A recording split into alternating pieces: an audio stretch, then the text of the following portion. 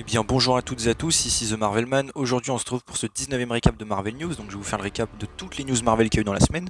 On y va, mais avant ça je voulais juste vous dire, ma prochaine vidéo concernera donc la scène post-crédit de Venom 2, car j'ai vu Venom 2. Alors oui, je sais, vous avez sans doute vu déjà pas mal d'analyses, mais je parlerai plus du statut de Morbius et Venom au sein du MCU à l'avenir. Voilà, donc évidemment si vous voulez pas rater, je vous conseille de vous abonner et d'activer la cloche, ça arrive bientôt. On va commencer par une news générale qui concerne un peu tous les projets, hein. C'est en fait il y a une grève aux États-Unis qui pourrait arrêter les productions pendant au moins 90 jours. Alors du coup je vous dis, les productions touchées seraient Secret Invasion, The Marvels et Black Panther Wakanda Forever. Cette grève ne touchant pas les studios de post-production, tous les trucs qui sortiront avant, genre Moon Knight, She-Hulk, tout ça ne devrait absolument pas a priori être inquiétés, à moins qu'ils aient des réécritures éventuellement. Aussi pour Eternals, on a eu quelques petits détails avec leur origine qui serait donc pas mal changée par rapport aux comics, c'est qu'apparemment là ce seront en fait des aliens immortels qui viendraient de la planète Olympia et qu'en gros ils chasseraient les déviants qui viennent de planète en planète, etc.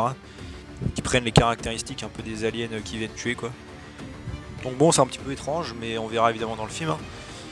Aussi on a eu d'autres images du film et on a eu aussi un extrait qui a été révélé, donc d'une scène d'action, hein, si vous voulez aller voir.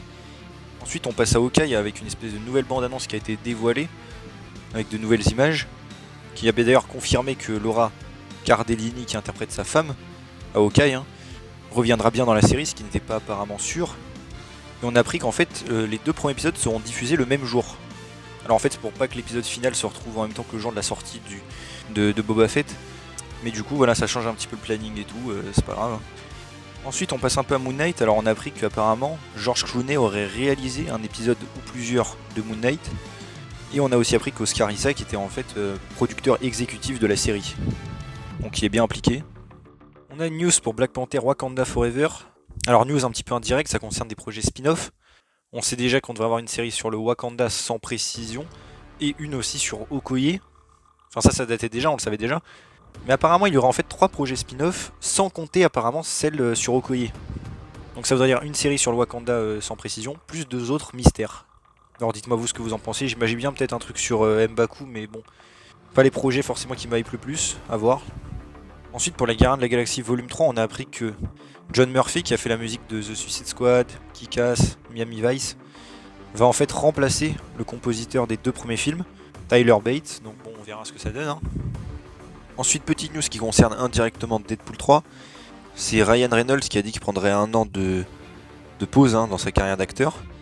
Du coup, je vois beaucoup de gens stressés pour Deadpool 3, mais en fait, le tournage ne devait pas commencer a priori avant mi voire fin 2022, donc franchement, ça ne change pas grand chose. Et voilà quoi. A priori, vous en faites pas, je pense que pour Deadpool 3, ça ne changera pas énormément de choses. Aussi pour Secret Invasion, on a une petite photo de Samuel L. Jackson qui s'apprêtait à tourner. Ensuite, on passe à Miss Marvel avec une info surprenante. C'est l'acteur du père de Miss Marvel qui, sur Twitter, en répondant à quelqu'un, a dit que la série viendrait vers juin-juillet. Alors, c'est assez étonnant, la série des Miss Marvel de base devait sortir pour la rentrée 2021. Enfin, vers par là, quoi. Finalement, ça a été décalé et apparemment, donc, ce serait vers l'été. C'est assez étonnant. Alors oui, c'est pas sûr à 100%, mais bon, vu que c'est un acteur de la série, quand même. Donc après, je ne pense pas que ça impactera le reste. Peut-être que She-Hulk et Moon Knight qui devaient sortir au début sortiront bien au début, et Miss Marvel vers l'été. Ensuite, on passe à Spider-Man No Way Home. Alors, on a appris, d'après Daniel RPK, qui est évidemment une source très fiable pour les trailers, que le deuxième trailer devrait arriver en fait fin octobre, voire début novembre. C'est un petit peu ce qui avait déjà été dit. C'est assez logique, donc bon, ça devrait être vers là. Et alors là, par contre, source moins fiable, mais vu que ça coïncide, bon, je vous partage, hein. C'est apparemment un gérant de cinéma qui a dit que le trailer arriverait normalement le 25 octobre précisément, et que le trailer devrait durer à peu près 3 minutes 33, ce qui est quand même très long. Alors honnêtement, ça me paraît pas impossible. On sait normalement que Tobey Maguire et Andrew Garfield devraient apparaître dans ce deuxième trailer, j'imagine à la fin. Et on sait que Sony sur le marketing aime beaucoup en montrer beaucoup, et évidemment pour un film comme Spider-Man No Way Home, il va falloir donner évidemment envie au public d'aller voir, et quoi de mieux que de montrer évidemment les Sinister Six, les anciens Spider-Man, peut-être même Daredevil, hein. Alors bon, personnellement j'ai pas envie qu'ils en montrent trop parce que bon, on veut garder des surprises, mais bon, ils vont faire tout je pense pour attirer le plus de public. Alors aussi autre rumeur pour Spider-Man, c'est apparemment Vincent D'Onofrio qui évidemment interprète le Cade dans le MCU, hein, Wilson Fisk, qui je rappelle devrait revenir dans la série Hawkeye. Et comme je suis obligé de le rappeler à chaque fois, ce sera exactement le même personnage que dans la série de Daredevil. Pas de reboot ou je ne sais quoi. Il aurait donc apparemment tourné en fait une scène pour Spider-Man No Way Home. Bon, c'est assez logique, il y avait eu beaucoup de rumeurs sur ça, plus Daredevil sera dans le film. Mais en gros, la rumeur dit qu'elle ne sait pas si la scène a été gardée au montage, apparemment pas. Alors, peut-être une scène coupée, est-ce que peut-être ce serait éventuellement une scène post-crédit? J'imagine que ce ne sera qu'une question de temps avant que les deux se rencontrent. Il y avait aussi des photos de tournage qui ressemblent un petit peu au building de Wilson Fisk. Bon, on verra tout ça, mais je vous le dis. On a aussi eu 2 nouvelles images pour Spider-Man, et Tom Holland a d'ailleurs un petit peu parlé du film, disant que le film était un peu traité comme une fin de trilogie des Homecoming machin, et qu'en gros après ça c'était terminé. S'ils refont une nouvelle trilogie, et ils la referont, hein, en gros ce sera sur un ton beaucoup plus sérieux et plus enfantin comme étaient les Homecoming machin, et perso moi ça me rassure. D'ailleurs le personnage devrait avoir droit, sans doute, d'après des petites rumeurs et tout, à une espèce de soft reboot, c'est-à-dire un redémarrage, donc j'entends par là plus personne connaîtra son identité, plus de Happy, plus de Michelle Jones, plus de Ned, plus de technologie de Monsieur Stark qui paye tout, plus de Spider-Man milliardaire, non. Tout ça, ça va dégager pour repartir donc sur des bases sereines. Et donc on aura le vrai Spider-Man cette fois-ci et pas Iron Boy. Et voilà, et j'imagine évidemment que ça se passera à peu près à la fac, sa nouvelle trilogie. Hein. Par contre, on ne sait pas si le personnage restera dans l'univers du MCU ou pas, parce qu'il y a des sources qui se contredisent un petit peu à ce sujet, même si moi je pense qu'il restera dans le MCU.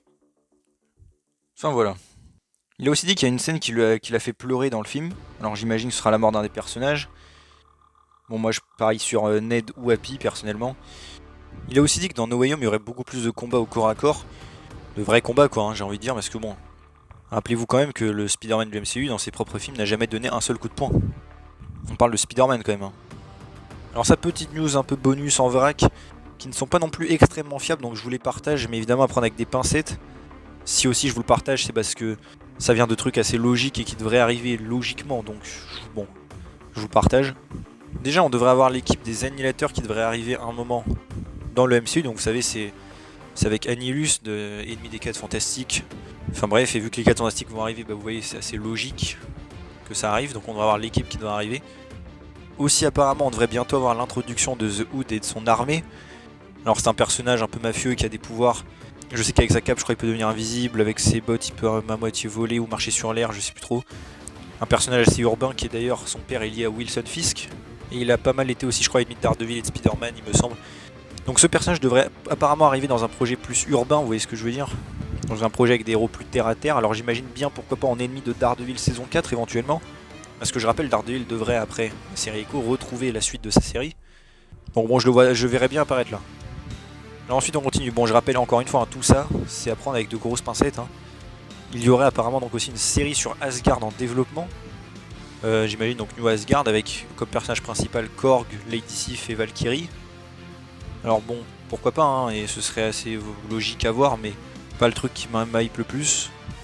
Aussi, alors pareil, toujours dans la même lignée, il y aurait apparemment des projets sur les Thunderbolt, Brother Voodoo et le Super Skrull en développement. Plus évidemment un projet spin-off à Eternals qui serait donc sur le Chevalier Noir. Bon pareil, tout ça c'est assez logique. Hein. Et apparemment aussi Marvel Studios et Sony voudraient vraiment faire des collaborations pour faire des séries MCU. Il y a eu un logo et un mois de sortie pour la série Moon Girl and the Devil Dinosaurs. On a aussi appris que le film Spider-Verse 2 s'appellera donc Spider-Man Across the Spider-Verse. Bon, pourquoi pas. Et on a eu évidemment le petit logo avec. Et voilà, c'est déjà tout pour ce 19e récap de Marvel News, donc j'espère que ça vous a plu. Si c'est le cas, n'hésitez pas à vous abonner, liker, commenter, partager, activer la cloche. Et on se retrouve bientôt pour une nouvelle vidéo. Salut tout le monde.